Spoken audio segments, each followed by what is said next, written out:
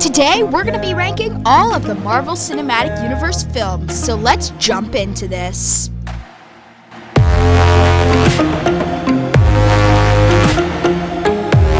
Before I begin with today's video, please be sure to hit that like button and subscribe for more awesome content. Hey guys, Captain Infinity here, and welcome back to another awesome video where today I used to have a series on my channel called the Marvel Mega Review, and in that series I would review all of the Marvel Cinematic Universe films, but the problem with that was I never got past the first 2 episodes of the series, and I only ever covered the first 6 films of Marvel's Phase 1. So today I am going to be reviewing the rest of the films from Phases 2 and 3, along with elaborating a bit more on the Phase 1 films. So before we begin with that, please be sure to hit that like button and subscribe for more awesome content just like this. With that out of the way, let's begin. Alrighty guys, so here we have the blank tier list that we are going to be using today. As you can see, there's nothing on it yet because we haven't added any of the films. And in case you were wondering, we are going to be going in chronological order. Actually, no, we're going to be going in order of release. So it goes Iron Man, Incredible Hulk, Iron Man 2, all the way up to Spider-Man Far From Home. So with that out of the way, let's begin. Alrighty guys, so first up we have the movie that started it all. That's right, we have Iron Man. So for Iron Man, I think we're going to put Iron Man in the B tier because it was a good movie, but it's not as good as some of the other films that happen to be on this list. But it's a perfectly good movie. It's a B tier film in my opinion. It's pretty good. It's not as good as some of the other ones, but it is pretty good for what it is. Alrighty guys, next up, the second film in the MCU, we're going to go with The Incredible Hulk. For Incredible Hulk, it's not very good. It's going down the D or E tier. You know what? It's gonna go in the D tier. Actually, no. This is hard, actually, guys. Give me a second. Okay, I have decided that this film is going in the E tier. It's just kind of boring. It's not actually really bad. There are no films in the F tier, because all the Marvel movies, none of the Marvel movies are necessarily bad. It's just the worst out of all of them are just kind of bland and unrememberable. So, yeah, that's why Incredible Hulk is going in the E tier. Alrighty guys, next up we have Iron Man 2. Now for some strange reason, and I don't know why, Iron Man 2 gets a bad rap when in my opinion it's just as good as the first film. For some reason people say that it's bad and it's rushed, and I agree, there's a lot of plot points going on, but I honestly don't think it's that bad of a movie, guys. I know that's kind of a hot take, but there'll be a lot more in this video, so stay tuned. Alrighty guys, next up in the movie list we have Thor, the first Thor film to be exact, and for the first Thor film, I'm gonna have to put him down in the D tier. It doesn't really add anything to the rest of the MCU apart from introducing Thor as part of the Avengers, but other than that, it's just really a kind of bland movie. It's just kind of average in my opinion. Although it did introduce Loki, and Loki is one of the best characters in the MCU in my personal opinion. But yeah, that's why Thor is in the D tier. Alrighty guys, now we have Captain America the First Avenger, the penultimate film of Marvel's Phase 1. And for Captain America the First Avenger, I'm gonna have to put it in the B tier because I feel like it's just as good as the first 2 Iron Man movies. It's really great, and I like the really 1940s or 40s aesthetic it has going on. It's really nice, and it has some great characters, some great acting, and it's a really great film overall. So yeah, that's why I'm putting Captain America the First Avenger in the B tier. Alrighty guys, the next film up is The Avengers. Now, for The Avengers, I'm really debating between the A and B tier. I'm really debating between this. It's really hard, guys. Just give me a second. Alrighty guys, I'm back, and I have decided that the first Avengers film is going to go in the A tier because it's really cool to see these characters who we've seen for the past few movies team up together. And there are some slight flaws, like I feel like it takes too much time in the helicarrier, but that's just me, and I know it's a big part of the plot. It's interesting to see them not get along, and I know this was further developed in Civil War, but we'll get to Civil War a little bit later on. For now, let's move on to Phase 2. Now, I'll be the first to admit that Iron Man 3 isn't as good as the first two Iron Man films. However, it is still a pretty decent watch, which is why I'm putting it as the first film in the C tier. It doesn't hold the same tone as the first two films, and that's probably because of a different director, this time Shane Black. He's still a really talented guy, but it doesn't totally match the first two films. But for what people really hate about this film is the twist regarding the Mandarin, and I can understand the point that it isn't comic accurate until you look at the Guardians films, which were completely uncomic accurate, and people loved those. So I honestly don't see the argument for the Mandarin being a bad villain. He was actually one of the best parts of the film, in my opinion. So that's another hot take for you. Don't worry, we have a couple more coming up. Now, some might say that Thor: The Dark World is one of the worst Marvel movies. I have to agree. I don't think there are any bad Marvel movies, but there are definitely some really boring ones. That's why Thor: The Dark World is going in the E tier for me. It's kind of boring, just like The Incredible Hulk, which is part of the reason why it's going in the same tier as The Incredible Hulk. So yeah, that's why Thor: The Dark World is in the E tier. Now, I personally think that Captain America: The Winter Soldier is a great film, and I think that the best part about Captain America: The Winter Soldier is the way it takes Captain America, a character who traditionally really likes to follow leadership and follow the government, and it puts him in a position where he doesn't agree with them, and this is later expanded upon in Civil War, but we'll get to that when we get to that. So The Winter Soldier is great because of that. That's why I'm putting it in the A tier. I would highly recommend it. It has a really great tone that's different from a lot of the other Marvel movies. I don't really care that it doesn't match tonally with the first Avenger, because that film was more of an introduction to the character to make way for this kind of movie. So yeah, Winter Soldier, definitely a great film. I would highly recommend it.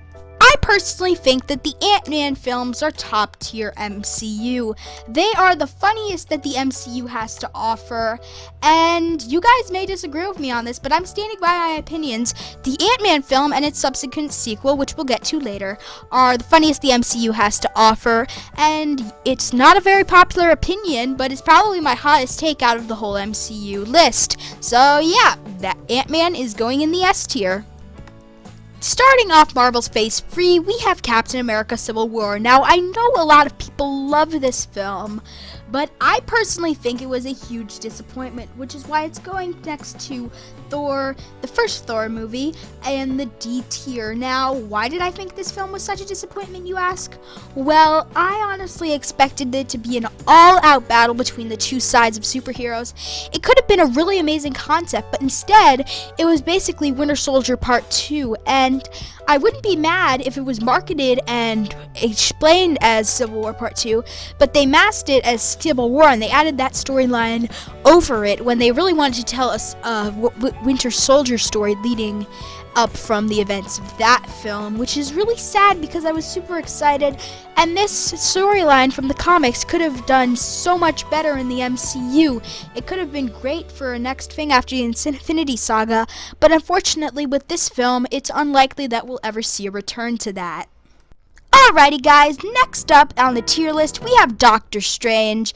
Now for Doctor Strange, it's going to go in the same tier as the first two Iron Man films and Captain America: The First Avenger, that being the B tier, because it serves as a good origin story for Doctor Strange, and not much else. I mean, it is a good film, it has some really great visuals, but it's not amongst the best the MCU has to offer, so it's going in the B tier. It was still a really great movie though. And next up on our list of movies is Guardians of the Galaxy 2. Now, this film, in my opinion, was definitely a step down from the original, so it's going down in the C tier next to Iron Man 3 and Avengers: Age of Ultron. For some reason, and I don't know why, and I can't pinpoint this, it just didn't have the same magic as the first film, you know? So that's why Guardians 2 is going down in the C tier. I'm still excited for Volume 3, though, so that's good. It's the time to discuss my favorite Marvel superhero, that being Spider-Man, and his first MCU film, Spider-Man: Homecoming. This film, in my opinion, was great. It's going straight up in the A tier. It In a similar vein to Spectacular Spider-Man, by the way, if you guys want to see me do a review on Spectacular Spider-Man, leave a comment below. But in the same vein as that show, it was able to capture the essence of Spider-Man during high school. And even though during the comics that was only a very brief time in his history, so yeah, Spider-Man Homecoming, going in the A tier. It's a great film. I would highly recommend it. Unfortunately, it's not on any streaming services. I really hope it will come to Disney Plus soon, but that's probably not going to happen.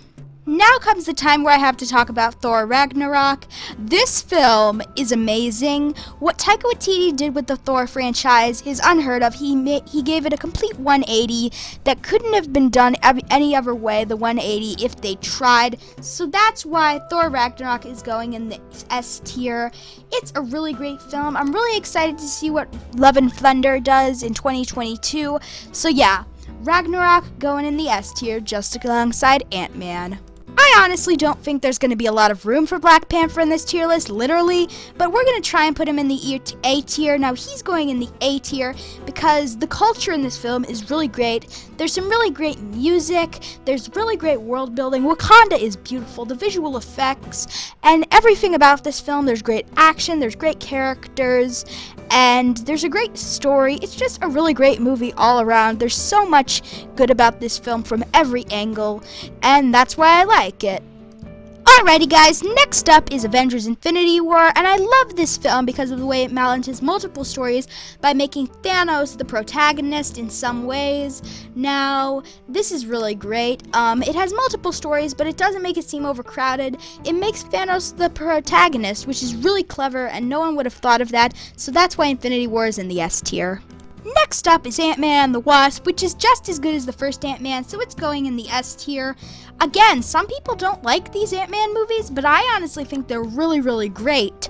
It's one of the few Marvel sequels that actually lives up to the original. Like, you can see how Avengers 2 is down here, Iron Man 3 is down here, Dark World is even worse than the first four, and there's one more we'll get into a little bit later, but yeah, that's why Ant-Man and the Wasp is in the S tier again. Alrighty guys, next up is Captain Marvel, and this was technically the first Marvel movie I saw in the cinema, and if this got me into the MCU, then anything could have, because upon rewatching it for this review, it really isn't that good a film. That's why it's going in the D tier next to Thor and Captain America Civil War. It's not that good a film, it's really bland, and it really only serves as a way to introduce Carol Danvers, and her character in this film is really bland. She doesn't really express a lot of emotion. Normally they do a really good job at casting characters, but for this one, she just kind of acted really bland throughout the film. I guess she just wasn't used to the Marvel thing yet, so I'll give her some slack, but it was just kind of an movie. So this is the culmination of the Infinity Saga, Avengers Endgame, and the way this film has so many Easter eggs to the rest of the film, there's no way I could not put it up in the S tier alongside the other great MCU films. It's just so great, it has so many great Easter eggs, and it gives a very proper farewell to some of our favorite Avengers. That's why Endgame is going in the S tier of this Marvel tier list.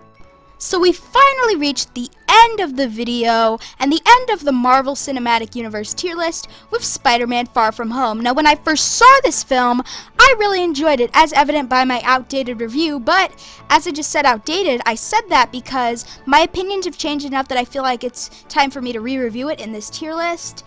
Now, as I rewatched the film, and as I watched it, I've watched it a couple of times now, this film, it's not really as good as Spider-Man Homecoming because it's less of a Spider-Man film and more of a teen comedy film, and it's just kind of weird and a little bit cringy, if I'm being honest.